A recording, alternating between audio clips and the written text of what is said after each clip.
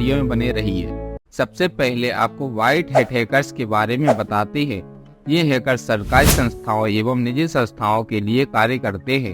यह किसी भी नेटवर्क या इलेक्ट्रॉनिक डिवाइस को एक्सेस करने से पहले सरकार या उस संस्थान की परमिशन लेते हैं। इनका उद्देश्य किसी भी संस्थान की ऑनलाइन सिक्योरिटी को मजबूत बनाना होता है, ना कि उसे नुकसान पहुंचाना। आइए जानते हैं दुनिया के कुछ प्रसिद्ध एथिकल हैकर के बारे में। टिम बर्नर्स-ली हैकिंग के लिए नहीं बल्कि बर्नर्स-ली वर्ल्ड वाइड वेब के आविष्कार के लिए प्रसिद्ध हैं।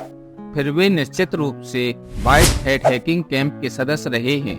ऑक्सफोर्ड यूनिवर्सिटी में एक छात्र के रूप में बर्नर्स-ली को विश्वविद्यालय के कंप्यूटरों का उपयोग करने से प्रतिबंधित कर दिया गया था, क्योंकि वह और उनका एक दोस्त प्रतिबंधित क्षेत्रों में हैकिंग करते पकड़े गए थे। बर्नर्स-ली ने आगे बढ़कर स्पेयर पार्ट्स से अपना खुद का कंप्यूटर बनाया। कॉलेज के बाद उन्होंने HTML सहित कुछ अन्य चीजों को हैक किया। स्टीव वोजनियाक एप्पल के दूसरे स्टीव वोजनियाक ने ब्लू बॉक्स नामक डिवाइस बनाकर व्हाइट हैट हैकर के रूप में शुरुआत की थी। वोजनियाक और स्टीव जॉब्स ने ब्लू बॉक्स बनाए जो मूल रूप से फोन सिस्टम को हैक करते थे ताकि उपयोगकर्ता मुफ्त लंबी दूरी की कॉल कर सके। वोजनियाक और जॉब्स ने कॉलेज में अपने सहपाठियों को ब्लू बॉक्स बेची। व्हाइट हैट हैकिंग के शुरुआती दिनों में ही उन्होंने शुरुआत की। केविन मिटनिक ने एक ब्लैक हैट हैकर के रूप में शुरुआत की और दुनिया की कुछ सबसे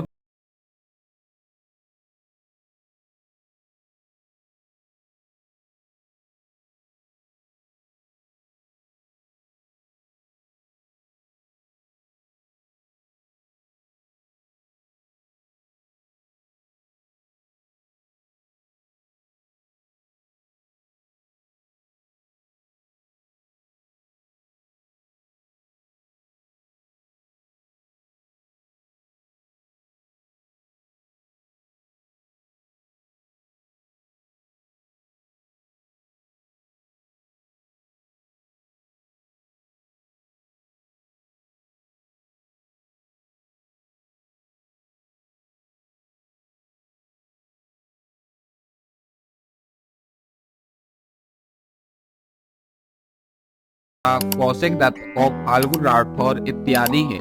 आइए जानते हैं ब्लैक हैट हैकर्स की कहानी।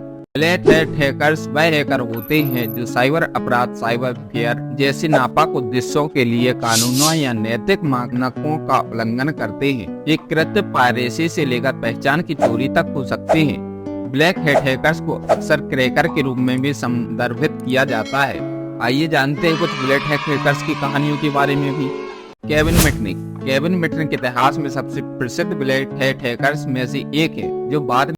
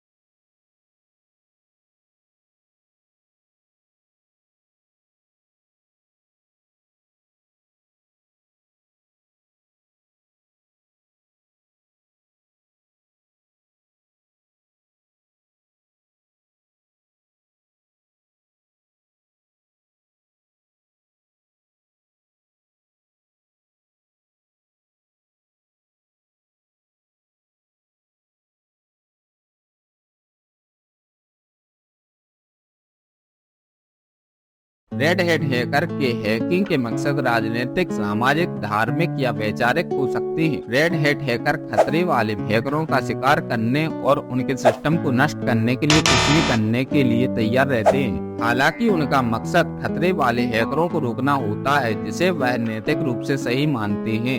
रेड हैट हैकर्स का एक अनूठा लक्ष्य है साइबर सुरक्षा के लिए खतरा पैदा करने वाले लोगों का पीछा करना और उन्हें खत्म करना। ये हैकर अधिकारियों पर भरोसा करने के बजाय मामले को अपने हाथों में ले लेते हैं। एक बार जब ये डेटा चोरी या नष्ट करने या अन्य दुर्भावनापूर्ण गतिविधियों की तलाश करने वालों का पता लगा लेते हैं, तो वे उनके कंप्यूटर सिस्टम तक पहुंचकर उन्हें नष्ट कर देते हैं। रेड हैट हैकर्स कभी कभी सरकारी एजेंसियों सहित अन्य समूहों के साथ सीधे सहयोग भी करते हैं। ब्लू हैट हैकर्स, यह व्हाइट हैट हैकर्स के उप समूह से कोई व्यक्ति होता है जिसे कंपनियों द्वारा किसी बड़े लॉन्च से पहले परीक्षण करने और बग और कमजोरियों का पता लगाने या पहचानने के लिए बाहरी रूप से काम पर रखा जाता है। वे व्हाइट हैट हैकर्स के समान हैं इस अर्थ में कि वे अपने हैकिंग ज्ञान का उपयोग साइबर सुरक्षा के उपायों को बेहतर बनाने के लिए करते हैं, न कि उन्हें दरकिनार करने के लिए। लेकिन व्हाइट हैट हैकर्स आमतौर पर कंपनी का हिस्सा होते हैं, जबकि ब्लू हैट हैकर्स को आउटसोर्स किया जाता है। माइक्रोसॉफ्ट हर साल ब्लू हैट हैकिंग कॉन्फ्रेंस आयोजित करता है। यह आक्रामक और सुरक्षात्मक साइबर सुरक्षा पेशेवरों को माइक्रोसॉफ्ट डेवलपर्स से बात करने के साथ साथ लॉन्च से पहले माइक्रोसॉफ्ट के नवीनतम सॉफ्टवेयर और सिस्टम में सेंध लगाने और उनका परीक्षण करने के लिए आमंत्रित करता है। अंडरग्राउंड हैकर्स, यह हैकर्स ब्लैक हैट कैटेगरी में आते हैं, इसलिए इनका कोई एक नाम नहीं होता और इनमें से ज्यादातर ग्रुप है। इनमें million hacker group, cyber pirates एवं लीजियन हैकर्स ग्रुप जैसे अन्य ग्रुप भी शामिल हैं। हैकर्स बे जादूगर